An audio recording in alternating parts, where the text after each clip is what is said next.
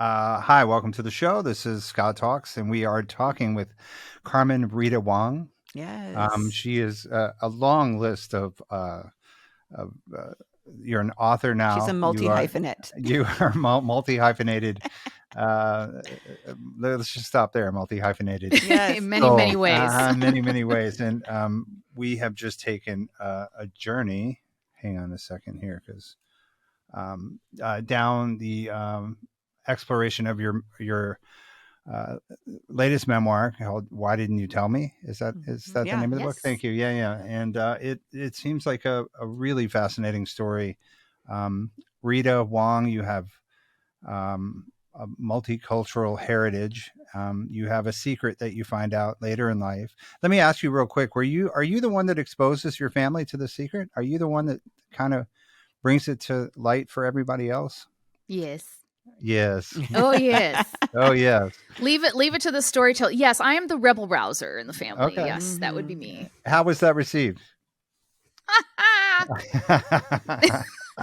Depends on who you're talking about. Yeah. Well, we don't want to. We won't do a little tiptoeing here because we don't want to spoil it. And yes, I would say one part of the family is very supportive always and forever. And I think it's not as easy.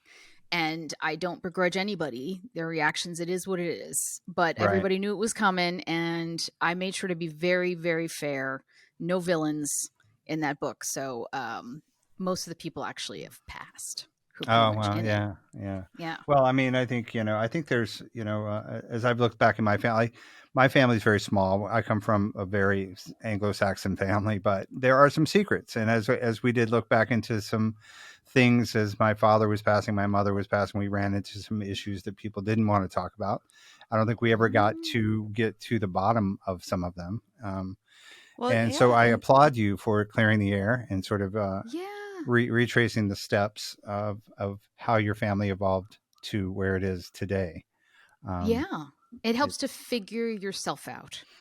Yeah. I'll tell you that. Like it really, the whole answering the question of why didn't you tell me is me kind of talking to my mother, but in figuring her out and why she did what she did and kept the secrets about me, a person that she did.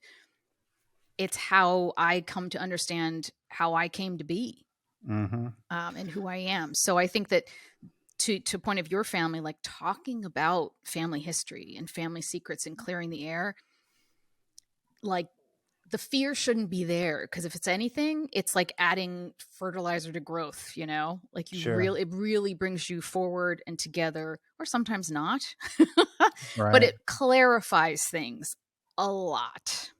Right. Yeah, I think my daughters are going to take the lead in that because they're very curious about the answers I don't have, and I'm more than willing to help them get to the bottom of that. Well, so tell her about your 23andMe experience then. Oh, they can't find me. They can't. They've sent like Wait, 3 what? samples back, and they're like, we cannot help you at this point."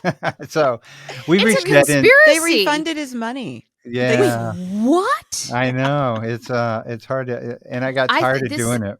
CIA is involved. No, Yeah. Scott, who are you really? Right. Yeah. Yeah. Well, I think it's a lot of families are like me where they can't get past a certain time period in their family's history, and things go a little bit vague, and it's easier to look forward. And I think, listening as coming from where I am and listening to your story, really, it's a little bit envious, a little bit jealous, because there is such diversity. One of the things, are you the first generation? Mm-hmm. Okay, so to go to finish high school, go to college, grad school, all that. Yes, first and grow up in America with this multicultural, melting first pot to be of born here of genes and culture. Yeah. And it's really funny. Do you think that that's more and more where we're headed these days? With like everybody's fallen in love. Like love seems to be the predominant attractor, not necessarily culture or race anymore. You hear people, at least in the movies. I was going to say, I think, look, it really depends, frankly, on what state, county, city. Like a lot of this stuff depends on where you live. This country is very different. Yeah. I mean, New York, like Harlem and New Hampshire are like 4 hours apart, and it's like 2 different planets. Right. So that's a lot of this country. So I've kind of lived in the 2 kind of extremes that are here, and it depends. But I'll say this, that the younger generations are so much more incredibly diverse. This country is so much more diverse. If you look at under 18, we are a majority minority country, which is why I never use the word minority anymore, Right. because we're not the minority. Also, it's like a diminutive. It's like you're Yeah. less than, you're mini. No, like we're here.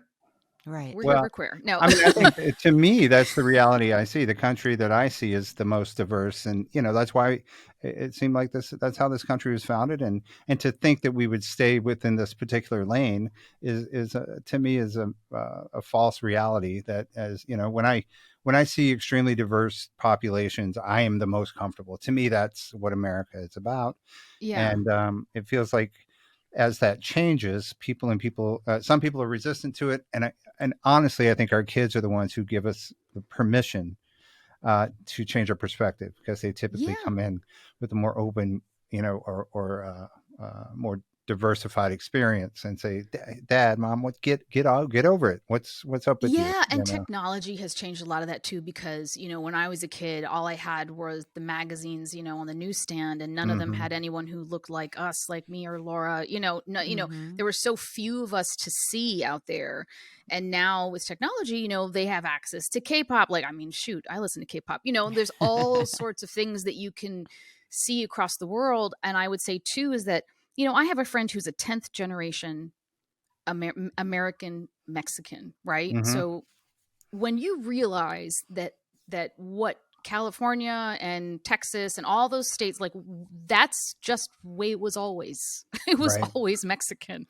Right. So this idea that somehow you're not supposed to be here, borders are it's just a thing that we make up, Yeah, it does. right? It seems like it's coming from the cities inward in this country, where people are being more exposed to ideas that they have to make some hard decisions on. I always tell Laura, it's like your family. When your family shows up with a friend or asks you to look at something that you might not be open to, you gotta get pretty real about how you're going to handle it. And Well, and Yeah. you're talking specifically about bringing me into your family, who sure, were Southern and small.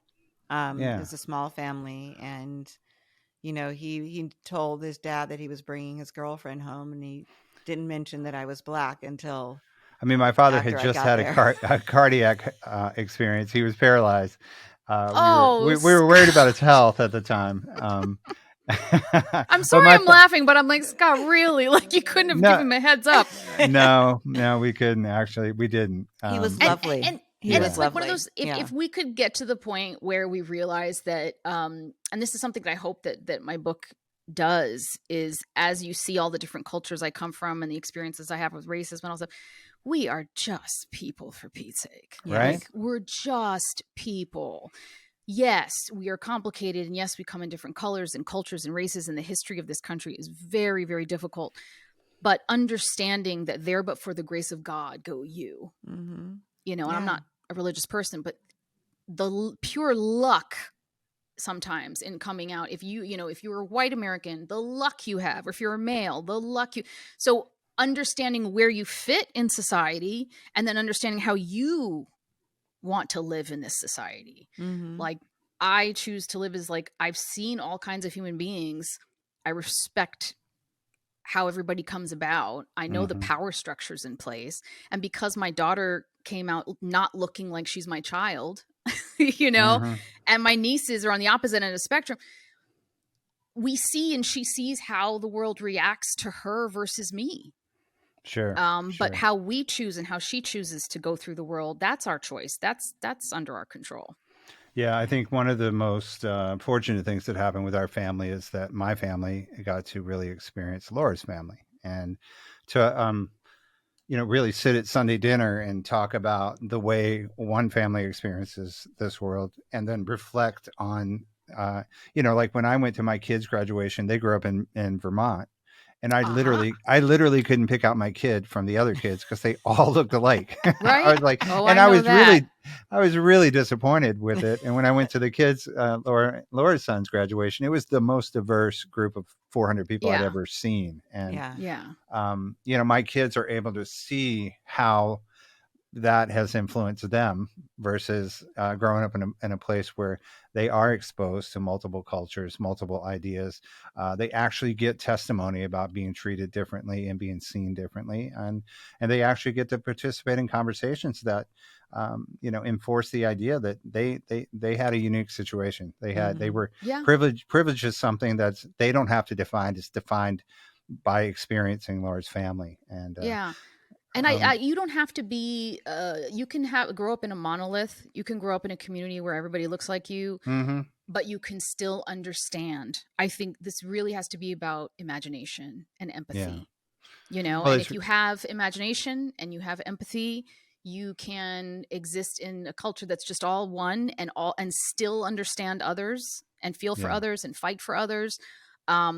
So I definitely believe that to not limit yourself by where you are. If you're in an all white community or all black or all brown, whatever, you got technology, you've got the world, read people's stories. That's why I did the book, because it's I an was going to say American story. that's what your book kind of brings a light to. It's just the idea that there's another story to be told, and this you didn't just get here by, pushing it to the limit. There's a lot of loss and understanding, and shame, and there's a lot of things that got you to where you are. And like Laura said, I think thank you for writing this story. I think thank you. and also like you said in the beginning of the interview, I think once you tell your story, you give permission for other people to begin to tell their story. Yes, and I can't wait to hear many, many, many more stories, because all of our stories have value. So thank you for having me so much. All right, Carmen. Thank you. Thank you.